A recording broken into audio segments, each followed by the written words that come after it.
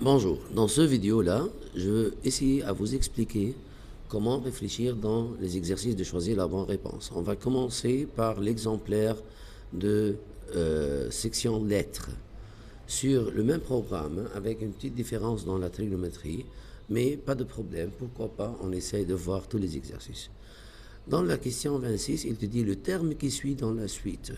Alors ici, c'est une suite définie par récurrence. Il faut bien remarquer que 5 plus 6, ça donne 11. 6 plus 11, ça donne 17. Et alors 11 plus 17, ça donne 28. Et alors le terme qui doit être qui suit le 17, c'est le terme 28. Alors la réponse, c'est D. Dans cet exercice, il te dit si le taux de variation de la fonction f est égal à 7, lorsque x varie de 3 à 5, alors t de 2 est égal à quoi? Ici, dans cette question, il y a un tout petit problème. Il ne veut pas t2, il veut la fonction de variation, non pas le taux de variation. Là, et je vais vous expliquer pourquoi. La fonction de variation, ça veut dire v de h. V de h. Comment le calculer? Alors, on va voir maintenant que le taux de variation veut dire pour nous t de h qui est égal f de x plus h moins f de x sur h. Cela veut dire pour nous f de 5 moins f de 3 sur la variation h qui est égal à 2. Il te dit ici c'est égal à 7. Et alors, le taux de variation est égal à 7. Lorsque x varie, alors ce qu'il demande, c'est pas t2, il demande v2. Et alors, c'est pour ça, v2, c'est le numérateur. Cette partie-là, c'est la fonction de variation v2. Et alors, l'erreur ici, c'est dans ce mot-là. Et alors, il demande v2 qui est égal, le produit en croix 2 fois 7. 2 fois 7, ça donne le 14. Et comme ça, la bonne réponse, c'est ce 14-là. Après, on continue à voir ici une fonction de sigma.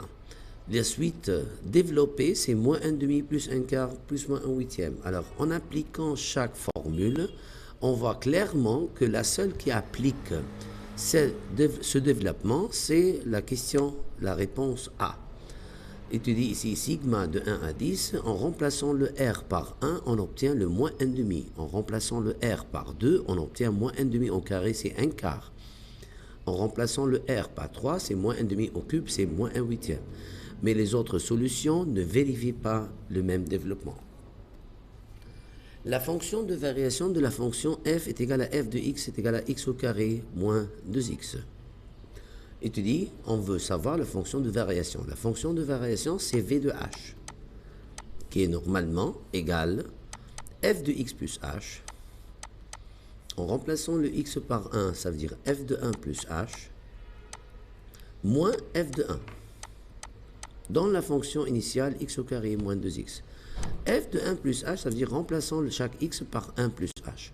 Ce qui donne 1 plus h, le tout au carré, moins 2 fois 1 plus h, moins f de 1. f de 1, ça veut dire remplaçant ici dans la fonction chaque x par 1. 1 au carré, c'est 1, moins 2, ça fait moins 1. Maintenant, on va essayer de développer cette expression. 1 au carré, c'est 1, plus 2h, plus h au carré, moins 2, moins 2h, plus 1. Et alors, on voit 1 plus 1, moins 2 s'en va ensemble. Le 2h s'en va avec le moins 2h. Alors, ce qui reste à la fin, c'est h au carré, ce qui fait que la réponse B, c'est la réponse correcte. Si Tn est une suite arithmétique, on a T1 est égal à 37. T1 est égal à 37, cela veut dire pour nous que A est égal à 37. Puisqu'il a dit déjà que c'est une suite arithmétique, T2 est égal à 17, et alors ça veut dire que la raison, c'est T2 moins T1, 17 moins 37, ça fait moins 20. Il demande à savoir T37. T37, ça sera égal à A plus 36R.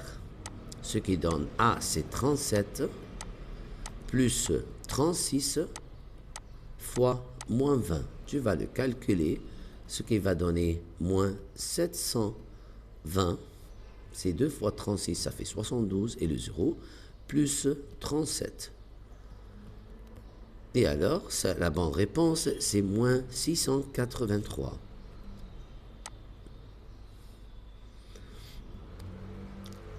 Maintenant, il te dit la pente de la droite tangente. On sait que la pente de la droite tangente de la courbe de la fonction f de x est égale à n'importe quoi. En x1, ça veut dire le taux de variation limite. C'est limite quand h tend vers 0 de taux de variation f de x1 plus h moins f de x1 sur h. Ce qui fait que la bonne réponse, c'est le choix C. Le terme général de la suite. Premièrement, on voit clairement que cette suite-là, c'est une suite géométrique. Pour passer de 5 à 1, on a multiplié fois 1 cinquième. De 1 à 1 cinquième, on a multiplié fois 1 cinquième encore. De 1 cinquième à 1 25e, on a multiplié fois 1 cinquième. Alors, première remarque, c'est une suite géométrique. De premier terme, a est égal à 5 et le quotient est égal à 1 cinquième. Il te demande le terme général. Le terme général, c'est Tn, qui normalement est égal à AQ puissance n puissance n moins 1, ce qui donne 5, 1 cinquième puissance n moins 1. Et alors, ici, le problème, les choix, il n'y a pas cette valeur. Mais on peut considérer que le 5, c'est 5. Et alors, 1 cinquième puissance n moins 1. Et on cherche à trouver une de ces valeurs qui peut être égale à cette valeur. Alors, 1 cinquième puissance n, c'est comment on a obtenu ça? Celle-là, c'est comme 5 fois 5 puissance. L'inverse, c'est moins n plus 1. Et alors, ça donne 5 puissance moins n fois 5, c'est plus 2. Ce qui donne à la fin 1 cinquième puissance n moins 2. Ce qui fait que le bon choix, c'est 1 cinquième puissance n moins 2, c'est le choix numéro A. Question 33. Il te dit le taux de variation, c'est T de H, du volume d'une sphère. Le volume d'une sphère, c'est f de x qui est égal 4 tiers pi r au cube, c'est x au cube. On va remplacer le x par r. Quand son diamètre, il parle de diamètre, mais ici on a le rayon, attention. Le diamètre est égal à 10, alors le rayon est égal à 5. Est égal. Ici, il te dit le volume d'une sphère donné par 4 tiers pi r au cube. Et alors, n'oubliez pas que le rayon, celle-là, ça veut dire, est égal à 5. Et alors, quand il parle de taux de variation, ici, il n'y a pas de variation de h, il parle de taux de variation limite. Ça veut dire quand h tend vers 0. Et le taux de variation ici, on peut le faire facilement vite, puisque c'est une question de choisir la bonne réponse par la dérivée. La dérivée de 4 tiers pi x au cube, si on va le dériver, ça donne 4 pi x au carré. Et en remplaçant le x par 5, 5 au carré ça fait 25, fois 4 ça fait 100 pi. Et pour ça, la bonne réponse c'est le A, 100 pi. Pour la question 34, il te dit Tn est une suite telle que Tn est égal à moins 1 au carré sur 3n plus 2. Alors T5 est égal à combien? C'est un exercice de remplacement tout de suite. Et alors tu n'as qu'à enlever chaque n et le remplacer par 5. Moins 1 au carré c'est 1. 3 fois 5, 15 plus 2 ça fait 17. Ce qui donne que la première réponse c'est le bon choix. Dernière question ici. Étudier la figure ci-contre représente la fonction racine de x, c'est le taux de variation de f est égal à 1 cinquième quand x varie de 4 à k, et ça c'est le 4, ça c'est le k. Ça veut dire que la pente de la droite tangente entre ces deux points de 4 à k est égale à 1 cinquième, et alors à k. Ça veut dire que racine de k moins racine de 4 sur h, il est à k moins 4, est égal à 1/5. Et il demande la valeur à la fin du k.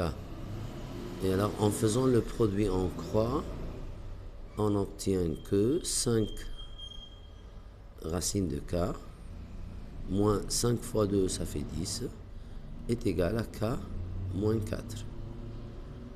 Et alors, en prenant ça dans l'autre côté, on obtient que k moins 5 racines de k est égal, moins 10 plus 4, ça fait moins 6.